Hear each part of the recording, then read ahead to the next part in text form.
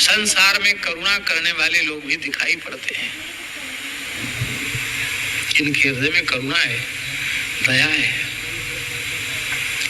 पर उनकी करुणा सकारण होती है, अकारण नहीं होती है। उनकी करुणा का कोई न कोई कारण जरूर होता है।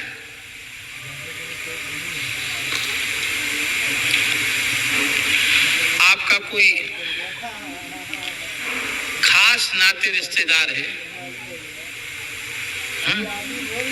और उसके ऊपर कोई भारी विपत्ति आ गई, संकट आ गया, अब वह दुखी है, विकल है,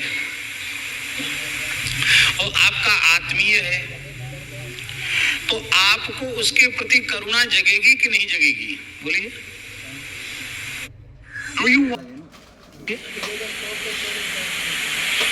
चाहे रिश्तेदार के हिसाब से जगे, चाहे टोला मोहल्ले के हिसाब से जगे, जाति बिरादरी के नाम पर जगे, अथवा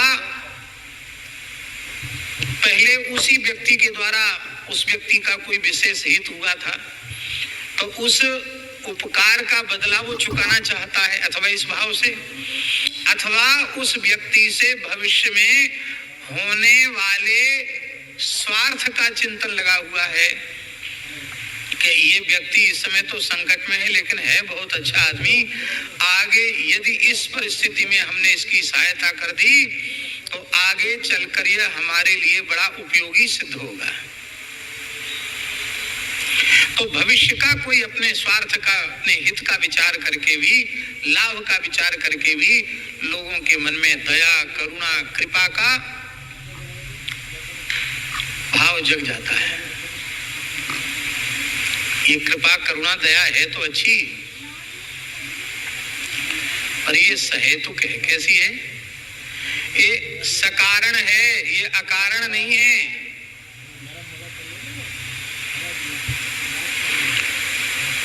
और सकारण जो होती है करुणा, कारण की निवृत्ति हो गई तो कार्य की निवृत्ति हो जाएगी। कारणाभावे कार्याभावा, कारण नहीं रहेगा तो कार्य भी नहीं रहेगा। पर भगवान की करुणा में कभी अंतर नहीं आता। उसका कारण है कि इनकी करुणा अकारण है, अहेतु की कृपा है, अहेतु की करुणा है। हम भगवान का क्या भला उपकार कर सकते हैं? हमें सामर्थ्य कितनी है जो हमारे किसी एहसान से भगवान दबे हुए हों और हम उससे छूटने के लिए हमारे ऊपर कृपा करना चाहते हों? पहले भी ऐसा कभी नहीं हुआ। उनका कोई काम अटका नहीं है जो हमारे बिना अटक गया हो, तो इस समय कृपा कर रहे हैं, उसमें भी कोई कारण नहीं है। आगे भी हम क्या उनके लिए उपयोगी सिद्ध होंगे? हम क्या कर सकते हैं उनका? जेहि सृष्टि उपाई त्रिविध बनाई, संग सहाय न दूजा, सो करिय अघारी, चिंत हमारी जानिय भगति न पूजा। उन्हें किसी के सहयोग की आवश्यकता है ही नहीं, फिर भी भगवान करुणा कर रहे हैं, कृपा कर रहे हैं। तो ये कौन सी कृपा कही जाएगी? अकारण कृपा, अहेतु की कृपा। इसलिए इस कृपा में कभी अंतर पड़ता नहीं है। आपकी करुणा, आपकी कृपा अकारण कृपा हो गई, इसकी अनुभूति कैसे होगी? Busy professionals, if you are over 30 struggling to get in shape, I want you to meet Mr. Anant Raman. He is a 50-year-old busy professional who never had time to devote to. हो गई, इसकी अनुभूति कैसे हो? सामान्य कृपा सभी देहधारियों को प्राप्त है, चाहे धर्मात्मा हो, पुण्यात्मा हो, पापात्मा हो, दुष्टात्मा हो, कैसे ही हो, सबको, विद्वान, मूर्ख, अमीर, गरीब, सबको धरती है, सबको सूर्य चंद्र का प्रकाश है, सबको हवा है, सबको पानी है, सबको अन्न है। भगवान ने किसी की सुविधा छीनी नहीं है। पर हमारे ऊपर भगवान की अकारण कृपा करुणा है, इसकी अनुभूति कैसे हो? यदि जीवन में कोई विशुद्ध अंतःकरण के प्रेमी अनुरागी संत मिल जाएं और उनका पवित्र दिव्य सत्संग मिल जाए, तो ये समझ लेना कि भगवान की अहेतु की कृपा करुणा हमारे ऊपर हो चुकी है। ऐसी करुणा न होती तो हमें सत्संग मिलता ही क्यों? भगवान ने हमारे कल्याण का संकल्प कर लिया है। अब आवश्यकता है भगवान के संकल्प के समादर की। ध्यान में आई बात? भगवान की कृपा में तो कसर नहीं है। कहां संसार में नरक में पड़े थे, भगवान ने कहां लाकर रख दिया। भगवान की कृपा में तो अंतर नहीं है, पर अपनी कृपा भी चाहिए, आत्म कृपा चाहिए। इसी को गीता में भगवान कहते हैं, आत्मैव हि आत्मनो बंधु आत्मैव रिपुरात्मनः। यदि हम अपने आप को भगवान की ओर ले जा रहे हैं तो हम अपने आप के मित्र हैं, अपने पर कृपा कर रहे हैं।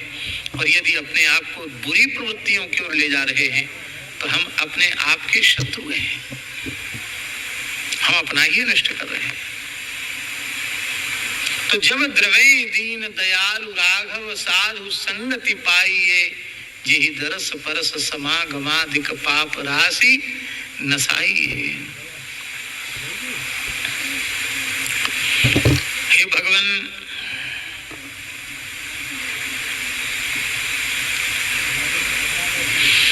संतों के माध्यम से ही आपकी कृपा जीवों को प्राप्त होती है।